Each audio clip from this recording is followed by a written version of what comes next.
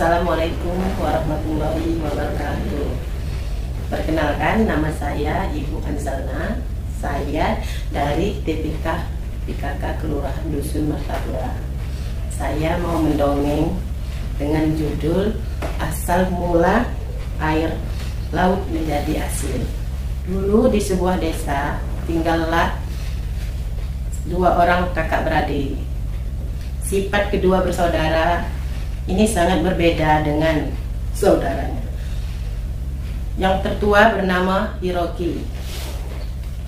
Sudah berbuat sukanya berbuat sesuka hatinya dan sangat licik dan jahat. Sedangkan adiknya bernama Toshiro. Toshiro mempunyai sifat yang sebaliknya, yaitu baik hati, jujur, dan penyayang. Hiroki selalu iri hati kepada adiknya karena dia selalu baik hati. Toshiro sudah hampir tidak tahan lagi hidup bersama dengan kakaknya. Akhirnya dia menikah dengan seorang gadis yang baik hati. Dengan alasan sudah menikah, dia pergi menemui kakaknya dan meminta izin untuk mengontrak sebuah kamar karena dia sudah punya istri. Akhirnya diizinkanlah sama kakaknya. Dengan dia tinggal berdua, dia sangat giat dan gigih berusaha, tapi dia hidupnya masih selalu kekurangan. Walaupun dia sudah rajin dan giat, hidupnya masih selalu kekurangan. Menjelang tahun baru, di rumah dia berkata pada istrinya, "Apa yang kita mau makan, Dek?" katanya. "Menjelang tahun baru kita tidak punya apa-apa. Jangankan sembako, beras saja kita nggak punya." "Nggak tahu," jawab istrinya. "Sabar," kata kakak adik ini istrinya. "Kalau begitu cobalah kamu datang ke tempat kakakmu dulu, pinjamlah beras untuk kita menghadapi tahun baru untuk kita." Akhirnya dengan senang dia pergilah ke tempat rumah kakaknya. Sesampai di rumah kakaknya, dia menceritakanlah kekurangannya kepada kakaknya. "Kak, saya kesini mau pinjam beras untuk tahun baru. Kami di rumah tidak ada apa-apa, Kak. 1 kilo saja berasnya untuk kami makan di tahun baru. Habis tahun baru nanti saya kalau punya saya bayar." Jawab kakaknya, bukannya dikasih beras malah dimaki-maki sama kakaknya. Dia sangat merasa sangat sedih. Akhirnya dia izin pulang dengan tidak membawa apa-apa. Sambil berjalan dia merasa sedih.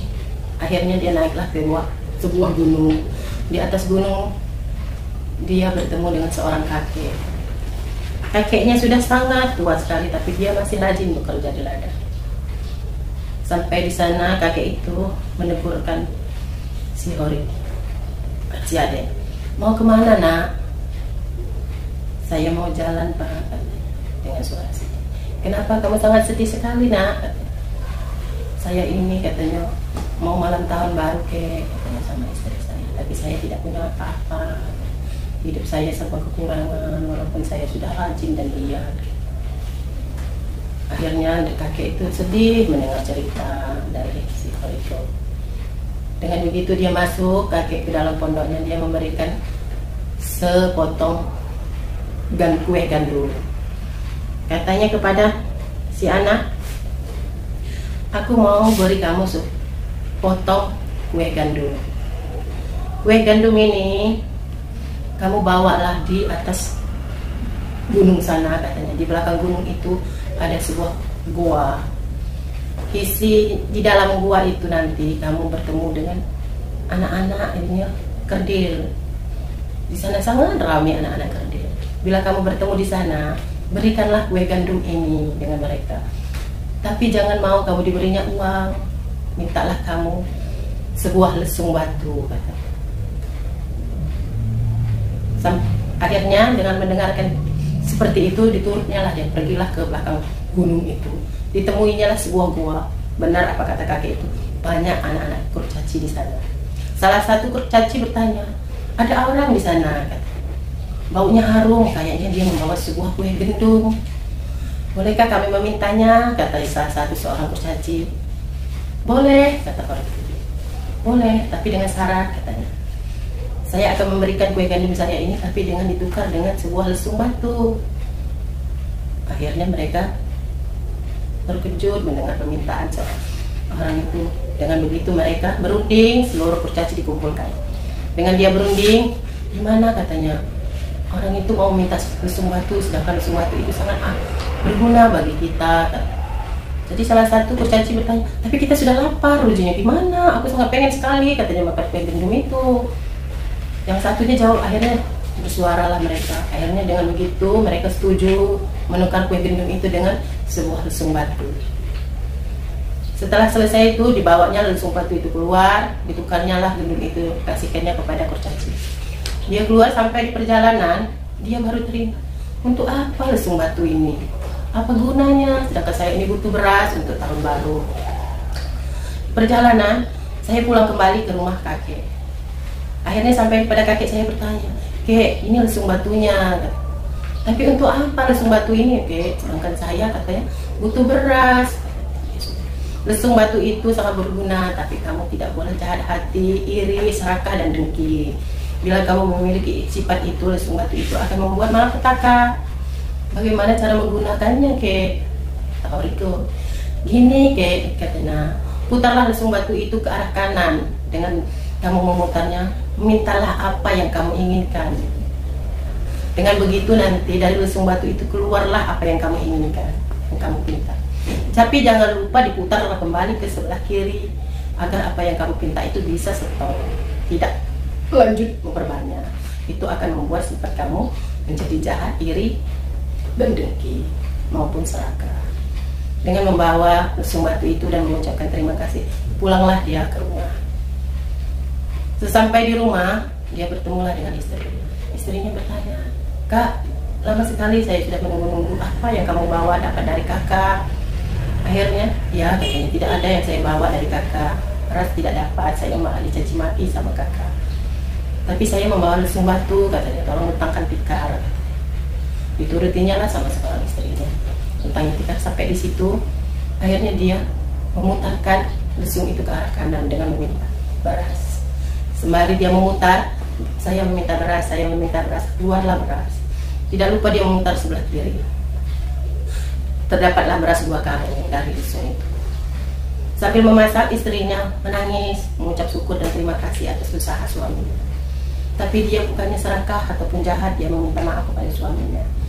"Kak, kalau kita makan beras nasi ini aja, apa lauknya?" kata dia. "Gimana?" katanya, "kita mau beli nggak punya duit." Akhirnya suaminya kembali lagi memutar lesung.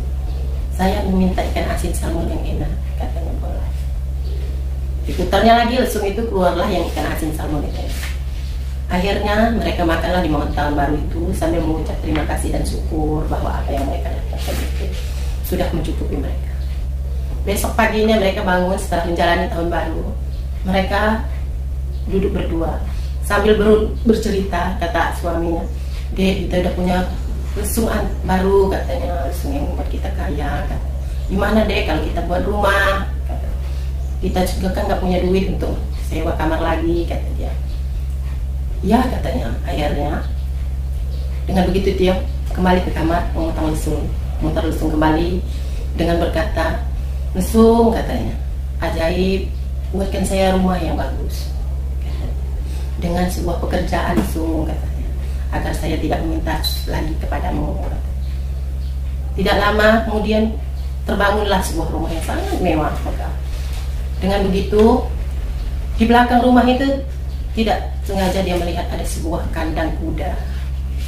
Kandang kuda itu terdapat 7 ekor kuda. Di sana dia berpikir, akhirnya aku bikin menjadi peternak kuda dengan usaha peternak kuda.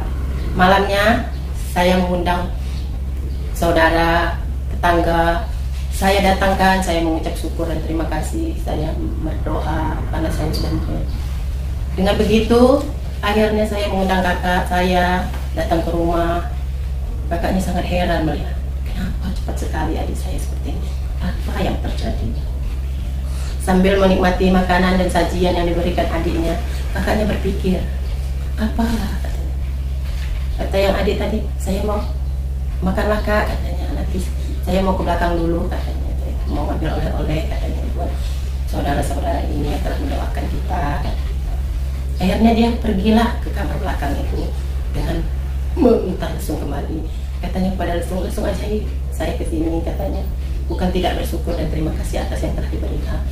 Saya akan meminta oleh-oleh untuk mengucapkan terima kasih dan syukur kepada saudara-saudara saya yang telah datang ke sini mendoakan kami dan istri saya. Semoga apa yang diberikan menjadi berkah, amanah, kata dia, dan menjadi warisan seumur hidup, kata dia.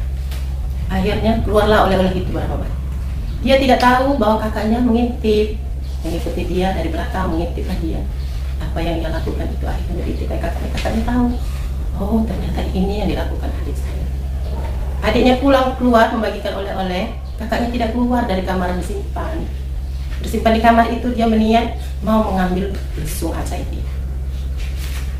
Dengan begitu, setelah lesung itu dia maling, orang udah tidur semua, udah istirahat sudah dari malam-malam, dia mengambil lesung itu. Malingnya dibawanya lah ke pinggir sungai.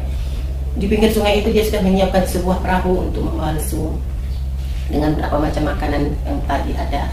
Dibawanya untuk dia membawa buntut untuk pergi membawa lesung itu pergi yang jauh. Sudah berhayal ingin menjadi orang kaya raya, punya uang semewah mungkin. Di tengah laut dia merasa ingin makan ikan, tapi ikannya nggak ada. Gimana lah, pengen sekali kan. Kakaknya pun memutar lesung sebelah kanan. Lesung ajaib. Saya mau makan ikan, katanya. Keluarlah ikan yang banyak. Tidak lupa dia memutar yang sebelah kiri.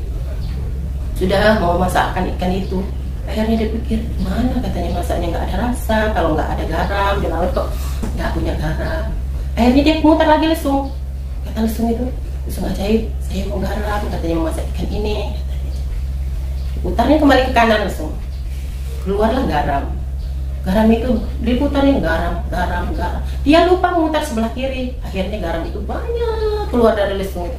Sampai banyak perahunya, sampai penuh. Akhirnya tenggelam.